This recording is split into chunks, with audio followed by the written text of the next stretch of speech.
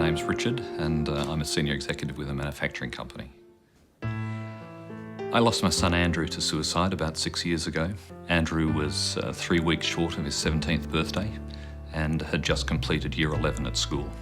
Andrew was one of those kind of boys, one of those sons that everybody would tap on my shoulder and say, "Richard, what have you been doing with that guy? I just wish my little Johnny was like Andrew." He was full of life. He was a very mature young man for his age. He was a competent individual. He did well academically. He was good at sport. And I guess you could sort of say, if you had to pull out a piece of paper and write down on it the things that you'd like in your son, that was Andrew.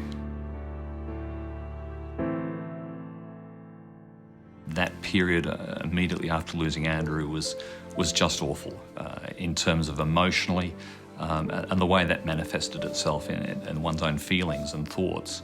And I'd never had to confront grief before that point in time. I mean, I had grandparents who had died, but I'd never been as physically affected as I was after losing Andrew. It was an extremely painful part of our lives and one that at the time you wondered how you were ever going to get through it, how you could see your way through that fog of grief to the sun starting to shine again. So when I think back of that immediate period after we lost Andrew, it was all a blur. It took many, many months, almost a couple of years before I really started to understand what was going on for someone who had depression, how they could possibly make a choice like that. You had to work through your own frustration and pain and guilt and anger at what had actually occurred and try and put it into some sort of sense that could not make sense to you, but at least give you a level of understanding. I think of Andrew all the time. I don't need to go anywhere special to do that. He is a part of my life today. And in some ways it's as though he didn't leave, but he has. It's easy to think about when you go places where what Andrew would be doing or how he would have liked this, or when you're doing something, you think how fantastic it would be to be sharing this experience with him. So he's always present. He's always there. I think very early on in the piece, I made a decision that I was not going to let this event shape the rest of my life. I didn't, in the immediate aftermath, you'd walk around and you felt at times as though you had a big sign on your chest which said, "Andrew's dad," Andrew's gone. And it was as though people focused on you for that particular reason. And I didn't want that to become the focal point of everything that happened in the rest of my life.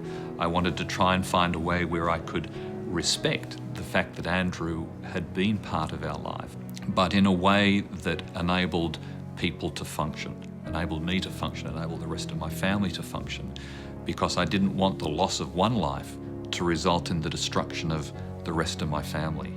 As hard as it was in those days, those months, those years afterwards to just keep putting a positive foot forward and moving forward, I had to do that.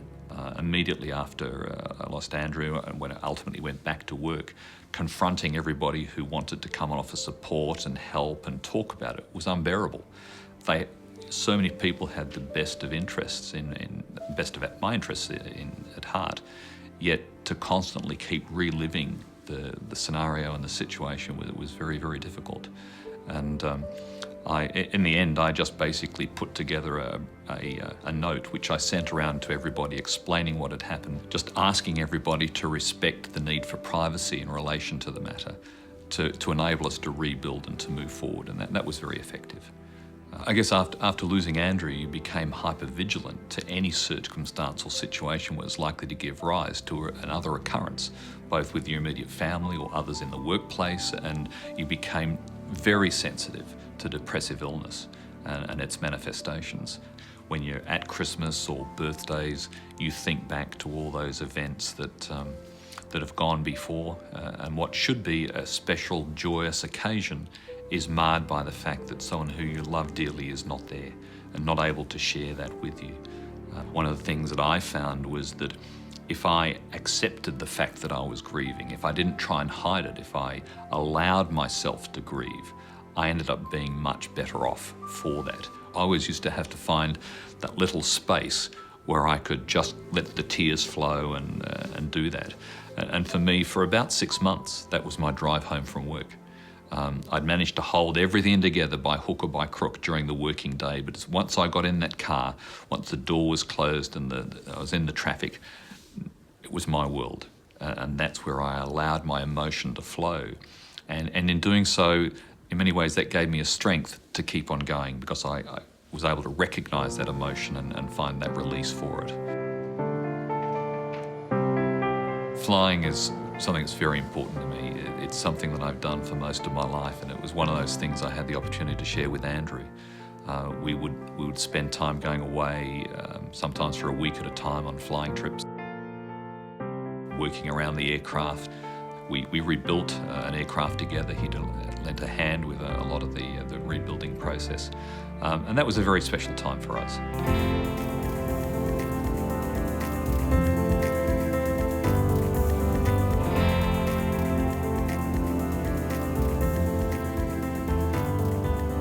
To get back into flying again and really enjoy it after we lost Andrew was hard, because there were so many memories of times with him and the things that we'd done together. But it's something that I have been able to get back into. It's something that I still love and enjoy. And for me, flying was always my escape. Whatever was happening on the world below, once you got up in that cockpit, once you're flying, everything just disappeared away and you're just focusing on the here and now and what was actually happening. And I'm still able to do that today.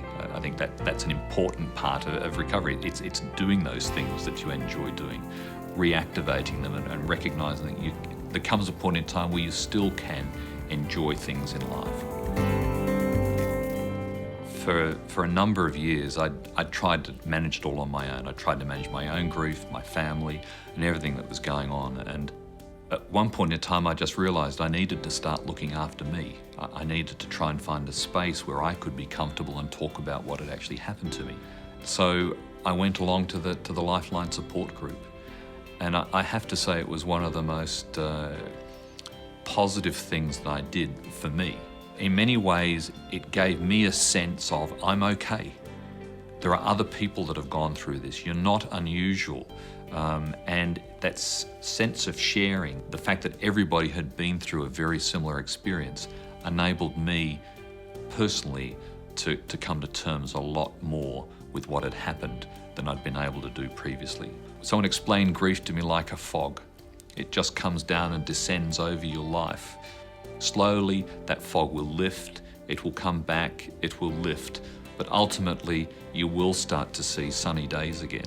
You will start to see colour in the world that's around you. It will go away, but you will never forget. You will always carry that in your heart, and hopefully in a constructive and respectful way.